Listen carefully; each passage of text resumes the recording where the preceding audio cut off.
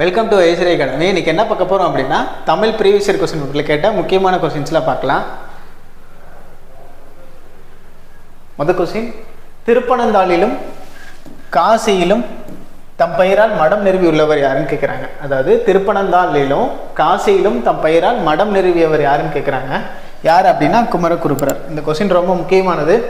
குமரகுருபரர் இருக்கார் இல்லையா, இவர் வந்துட்டு முக்கியமான நூல் என்ன அப்படின்னா நீதிநெறி விளக்கம். நீதிநெறி விளக்கம். அப்புறம் என்ன நூல்கள்லாம் எழுதியிருப்பார் அப்படின்னா முத்துக்குமாரசாமி பிள்ளை தமிழ், மீனாட்சி அம்மை பிள்ளை தமிழ், இதெல்லாம் யாருடைய நூல்கள் அப்படின்னா குமரகுருபரர்.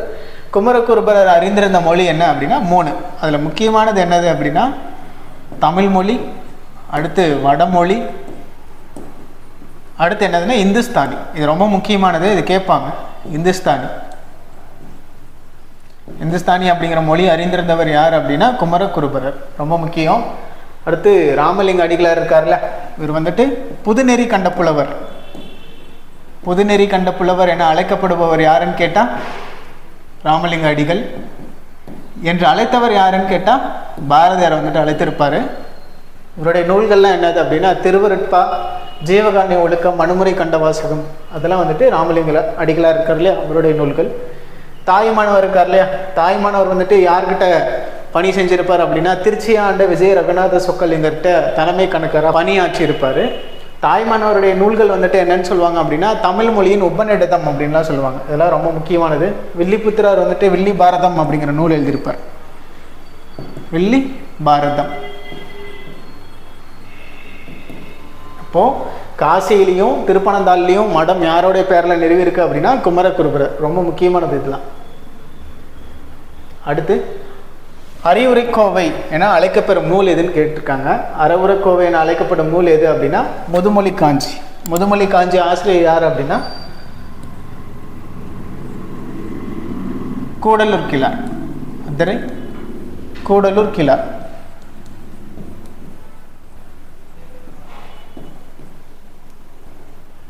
இதெல்லாம் எது அப்படின்னா 14 கீழ்கணக்கு நூல்களில் ஒன்று. அடுத்து ஆசாரக்கோவை ஆசிரியர் யார் அப்படின்னா பெருவாயின் முள்ளியார். பெருவாயின் முள்ளியார்.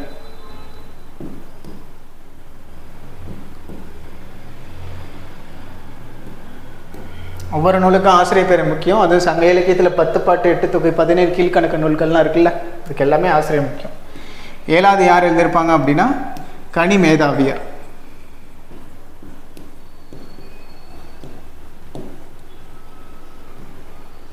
அடுத்து சிறுபஞ்சம் மூலம் யார் அப்படின்னா காரியாசான்.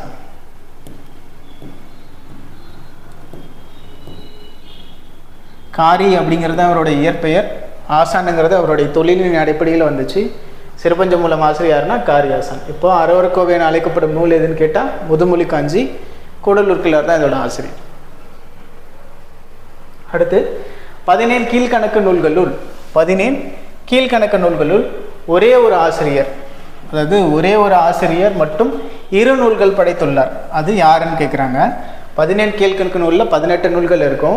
அதில் ஒரு ஆசிரியர் மட்டும் 2 நூல்களுக்கு வந்துட்டு ஆசிரியராக இருந்திருப்பாங்க. அதுதான் யாருன்னு கேட்குறாங்க. யார் அப்படின்னா கனி மேதாவியாக இருக்கார்ல, இவர் தான் வந்துட்டு 17 மேல்கணக்கு நூலில் 17 கீழ்கணக்கு நூலில் என்ன பண்ணியிருப்பார் அப்படின்னா 2 நூல்கள் எழுதியிருப்பார். என்னென்னது அப்படின்னா ஏலாதி, அடுத்து திணைமாலை 150, திணைமாலை 150 அப்படிங்கிற நூல் எழுதியிருப்பார். இது ரெண்டுமே என்னது அப்படின்னா 17 கீழ்கணக்கு நூல் தான். 150 கவனம். இப்போ கனி மேதாவியாக இருக்கார்ல, அவர் வந்துட்டு 17 கீழ்கணக்கு நூல்களில் வந்துட்டு 2 நூல்களுக்கு ஒரே ஆசிரியர் எழுதியிருப்பார். யாருன்னு கேட்டால் ஏலாதி, அப்புறம் திணைமாலை 150. ரொம்ப முக்கியமானது. கபிலர் வந்துட்டு இன்னா 40 அப்படிங்கிற நூல் எழுதியிருப்பார். இன்னா 40. அடுத்து 3வது யார் இருக்காங்கல்ல, இவங்க வந்துட்டு ஐந்திணை 70 அப்படிங்கிற நூல் எழுதியிருப்பாங்க. ஐந்திணை 70 அப்படிங்கிற நூல் யார் எழுதியிருப்பாங்க அப்படின்னா 3வது யார். நல்லாதனார் வந்துட்டு திருக்கடிகம்.